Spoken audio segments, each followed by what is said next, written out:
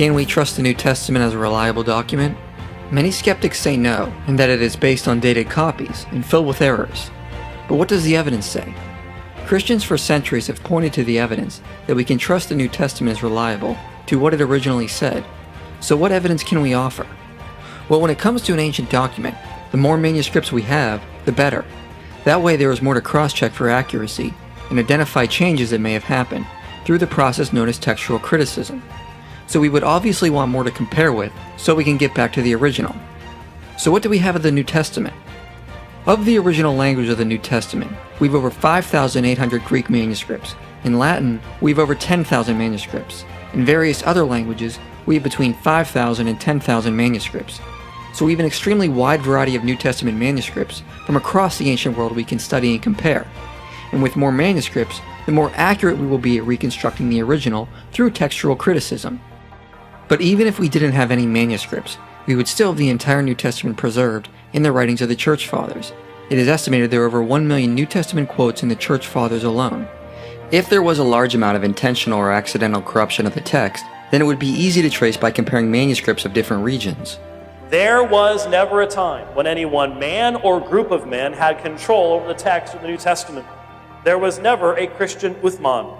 All assertions regarding adding doctrines, changing theology, removing teachings, etc. are without merit.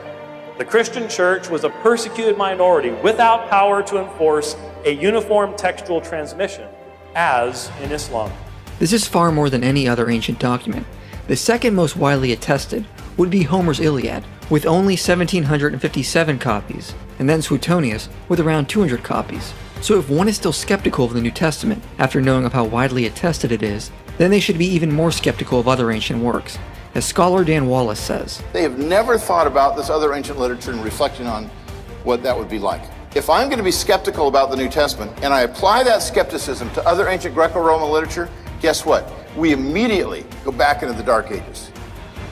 We've eclipsed all knowledge in the last 500 years. But not only do we have a large amount of manuscripts, but we have very early complete manuscripts and even earlier fragments. The oldest complete New Testament is within 300 years of the original, the closest of any ancient document. But we have even earlier witnesses and fragments, like this one, P52, from between 90 AD to 125 AD, and others like these, from approximately 170 AD to 220 AD. We also have a larger fragment from around this time in P75, which has 102 survived pages from Luke and John. Comparing this to other ancient documents, the earliest copy of the Iliad is far off with 500 years from its original, and Suetonius is 800 years from its original. As you can see, the New Testament is by far the closest to its original than any other ancient document.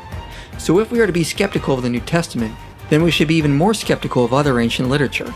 In fact, we have about a dozen fragmented manuscripts dating to around the 2nd century, which represent about 40% of the entire New Testament, and we have 120 manuscripts around 300 years from the original, which is incredible compared to other ancient documents.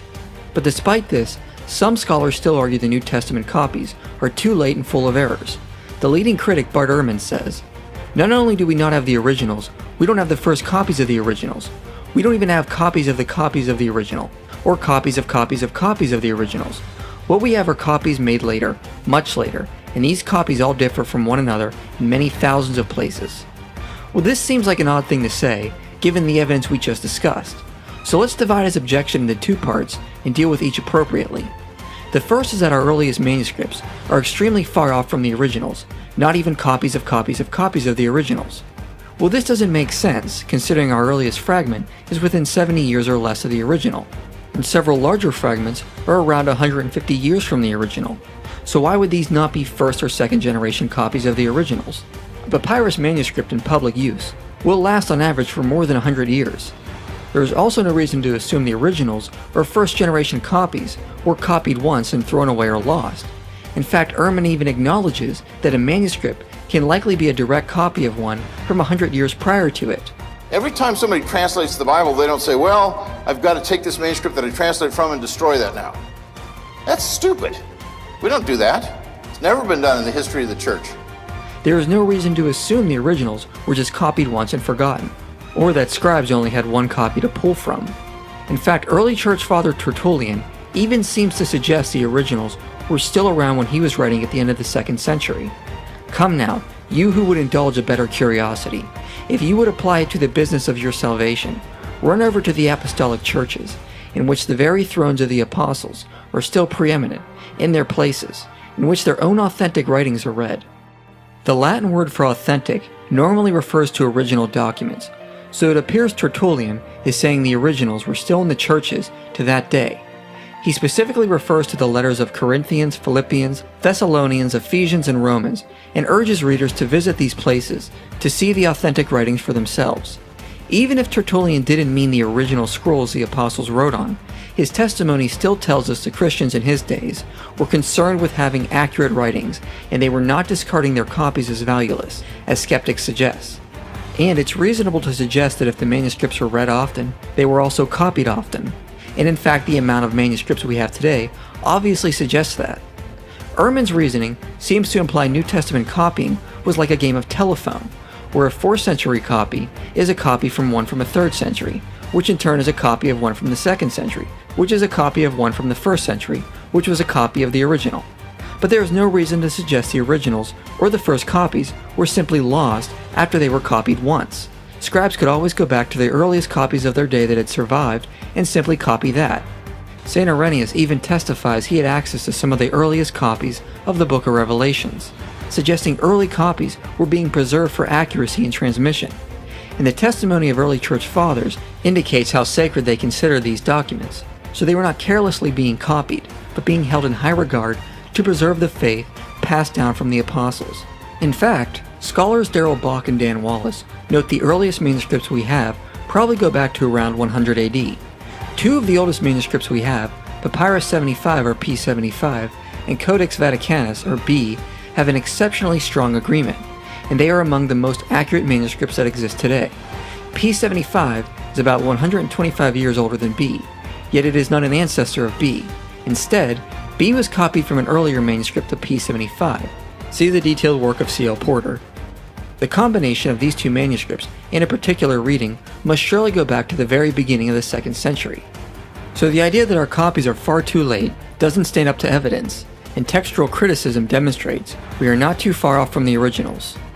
So what about Ehrman's other claim, that all other manuscripts have much variation and differ from one another in thousands of places? Ehrman and other skeptics will usually throw out the fact that there are 400,000 variants across New Testament manuscripts, which is in fact true. However, when you look at the details, this isn't a big deal. For example, the reason we have so many variants is because we have so many manuscripts. That would be expected with such a high number of manuscripts. But even with that, remember we have close to 6,000 New Testament Greek manuscripts, which comes to about 2.6 million pages of New Testament. If you do the math, that is one variant per 6.5 pages. Not really that much. Second, what kinds of variants are there? Well, 75% of them are simply spelling errors, which do not affect the meaning of the text. 15% are variation in Greek synonyms and transpositions, which cannot even be translated. About 9% do affect the meaning of the text, but they are from very late documents, and obviously resolved by looking at earlier manuscripts. Then, less than 1% do actually affect the meaning of the text and are from early manuscripts. But none of these variants actually challenge or affect essential Christian doctrines, as Bart Ehrman even admits. The position I argue for in misquoting Jesus does not actually stand at odds with Professor Metzger's position that the essential Christian beliefs are not affected by textual variants in the manuscript tradition of the New Testament. This is the guy on whose works Muslims and atheists are basing their wild claims that the Orthodox have so corrupted the text that it must not have been Orthodox at all originally. They don't know what they're talking about, but they're basing it on Dr. Ehrman's work. He does know what he's talking about. I happen to disagree with him about a number of things, but I don't disagree with him over this. In fact, in our 3 debates, at the end of each debate, I say, by the way, I think you agree with me, Bart, that essential Christian beliefs are not affected by textual variants. And I put this screen up. He's never disputed it. He said it. It's in print. He can't deny himself. There is absolutely no evidence to suggest Christian doctrines are affected by variants in the manuscripts, and there is next to zero evidence to suggest we cannot get back to the originals. In fact, given all the evidence, there are only 40 lines of the New Testament unresolved by textual criticism, giving it an accuracy of 99.5%, which by far is the best of any ancient document, Now obviously, there is still debate over what a handful of passages were originally, and no Christian scholar argues we have exactly word for word what the original authors wrote. But in light of this evidence, we should also avoid radical skepticism that we can certainly never know anything of what the original authors wrote. It simply doesn't stand up to evidence. The overwhelming amount of scriptural passages aren't even debated, and there is no textual evidence that threatens the origins of essential Christian doctrines. So is the New Testament reliable? The obvious answer is yes, and we have barely scratched the surface of evidence. The onus is on the skeptic. The New Testament sets the standard in providing clear evidence of its trustworthiness. If that is not enough, is it possible the skeptic has set a standard that is unreasonable? And if so, why?